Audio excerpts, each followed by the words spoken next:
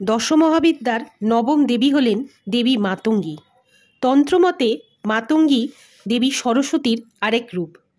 দেবী মাতঙ্গীর জন্ম হয় ঋষি মাতঙ্গের ঘরে, যিনি একজন চণ্ডাল ছিলেন, যিনি শ্মশানে কাজ করতেন। ঘোর তপস্যা করে তিনি ব্রহ্মদেবের কাছ থেকে কন্যা সন্তান বর পান। এই কন্যাই দেবী মাতঙ্গী। দেবী মাতঙ্গীকে উচ্ছিষ্ট ভোগ নিবেদন করা হয়। দেবীর গাত্রবর্ণ সবুজ।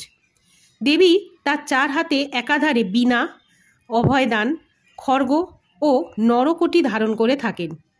দেবী দূষিত স্থানে থাকতে পছন্দ করেন। অশুচি বস্ত্র পরে দেবীকে এঁটো খাবার ভোগ দিতে হয়। দেবীর দুই চোখ নেশাতুরা। চণ্ডাল সমাজের আরাধ্যা দেবী তিনি। দেবীর পূজা পদ্ধতি অত্যন্ত গোপন ও ভয়াবহ। আমার এই ভিডিওটি ভালো লাগলে একটি লাইক দেবেন, শেয়ার করবেন এবং আমার এই চ্যানেলটিকে সাবস্ক্রাইব করবেন। ধন্যবাদ।